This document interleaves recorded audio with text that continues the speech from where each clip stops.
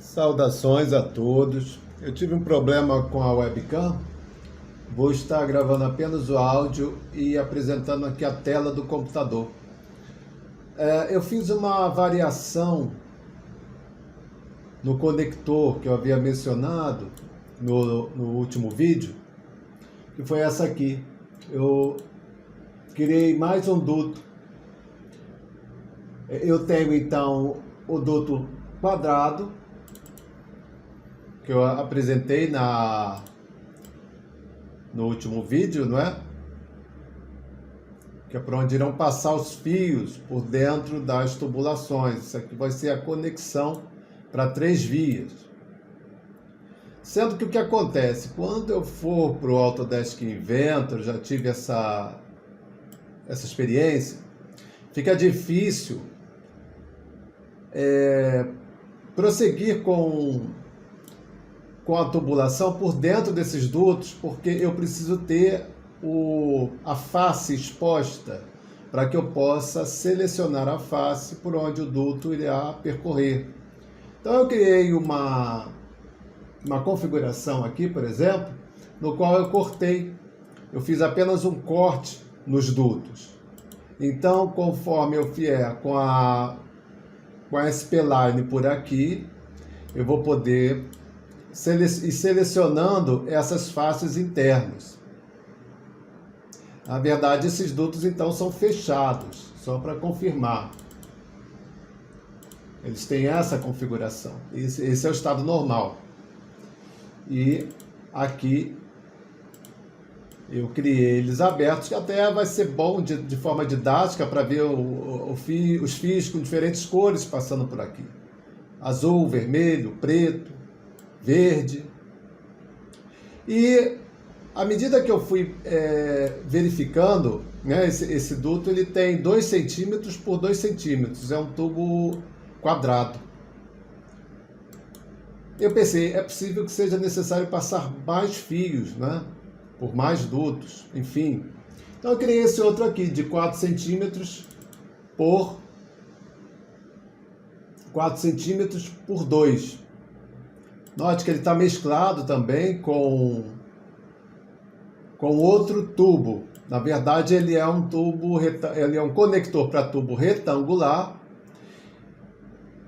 mas que esse tubo retangular ele também pode ser conectado a um tubo quadrado, de 2 centímetros por 2 centímetros. Enfim, esse processo aqui, essa tubulação eu vou criar depois. Eu vou começar primeiro com essa aqui, conforme eu havia mencionado no vídeo anterior. Então, o que eu estou fazendo aqui é o que eu quero repetir no Autodesk Inventor. Todo esse processo, eu vou explicar como funciona no Autodesk Inventor, como criar a árvore e as configurações necessárias, né? Aqui no SolidWorks também eu utilizei equações para criar essas variações aqui. Em uma mesma peça eu ter duas furações e uma furação. E dentro de cada configuração uma subconfiguração, que seria o corte das peças. Bom, tendo isso explicado, e é claro, isso vai ser demonstrado na prática, vai ficar mais didático. Eu vou criar aqui uma caixa de 50 centímetros por 50 centímetros por 50 centímetros. A base, a profundidade e a altura. Eu vou estar utilizando sempre esse sistema de coordenadas, no qual Z está para a vertical e X e Y estão no plano. É para poder me comunicar melhor com outros softwares 3D, como 3D Studio Max e outros mais. Então aqui eu estou em uma peça. Aqui eu vejo que eu estou numa peça do SolidWorks e eu vou criar uma montagem através dessa peça.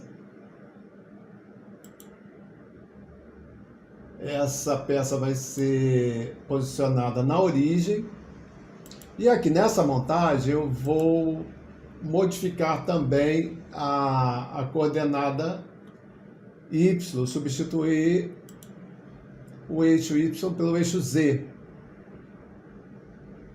E é possível que eu tenha que rotacionar ou não a peça. Normalmente ele te permite isso aqui no momento em que você rotaciona.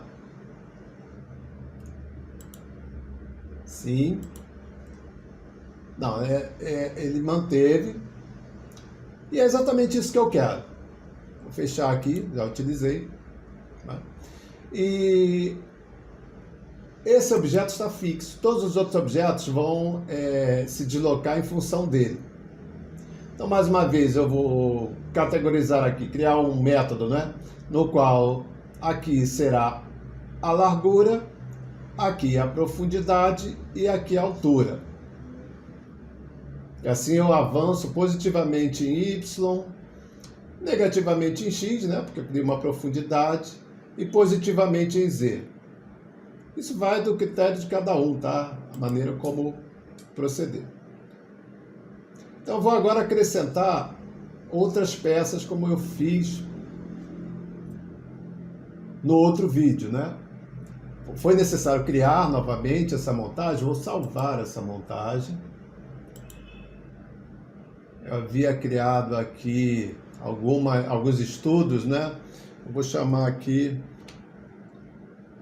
módulo underline 1.3. Porque à medida que eu crio os dutos, eu tenho que começar desta forma, eu tenho que atualizar as submontagens através da montagem principal. Então é bom ter o duto todo finalizado, para depois partir para essa parametrização, que vai ser exatamente isso, né? Eu vou criar aqui uma peça, por exemplo, né? Essa peça aqui, vou inserir essa peça aqui na montagem, vou clicar em qualquer ponto, né? Vou abrir a peça, vou renomear essa peça, vou chamar de dutos paramétricos. Dutos, eu já havia feito um estudo aqui, vou criar dutos paramétricos, para seguir a montagem em 1.3. Pronto. Dutos paramétricos 1.3. Eu não coloco acentuação, tá? Para evitar algum problema que venha a ter com o nome do arquivo. Agora, eu vou fazer a mesma sequência. Eu vou colocar o eixo Z para vertical. Vou colocar aqui em uma vista isométrica. E aqui eu tenho.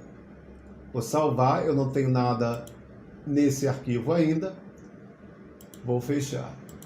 Mas ele já está aqui na montagem. Está vazio. Chama-se dutos paramétricos.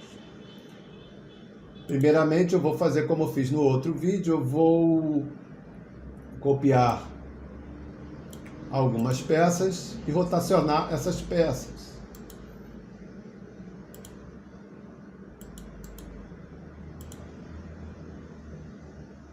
Eu sempre me confundo nessa rotação. Eu já criei um hábito de estar sempre me confundindo nessa rotação. Mas isso é só visual. Porque o que realmente mantém um objeto fixo a outro, que esse aqui é o objeto fixo e esse é o objeto móvel, são os posicionamentos. Eu determino que esta face ela vai estar perfeitamente aliado com essa. Como esse objeto está fixo, esse objeto ele se movimenta em relação a esse. Assim. Novamente, eu seleciono essa peça e menciono que esse objeto vai estar fixo em relação a esse. Ok. Então eu tenho um último posicionamento que eu não coloquei. Ou seja, o objeto ele não pode se mover nem para X nem para Para nenhum dos, ele só se movimenta na profundidade que eu determinei o eixo X.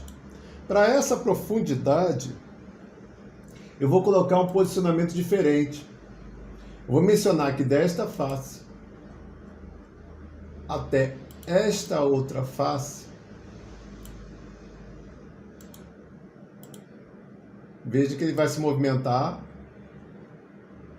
Eu vou colocar o posicionamento de distância.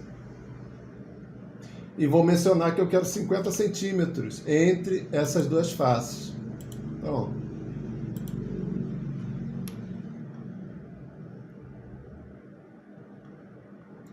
e eu vou fazer a mesma coisa na base do topo, né? Eu vou colocar um objeto aqui a 50 centímetros desse, um a 50 centímetros desse, e acima eu também colocarei. Ou seja, será uma caixa cuja dimensão entre essas faces externas estará compreendido com 50 centímetros. Eu vou dar uma pausa agora, porque agora eu vou apenas repetir o processo. E retorno com alguns detalhes que eu vou estudar no Autodesk Inventor para praticar, exercitar o manuseio, né, do programa, né, do Autodesk Inventor. Então, até mais.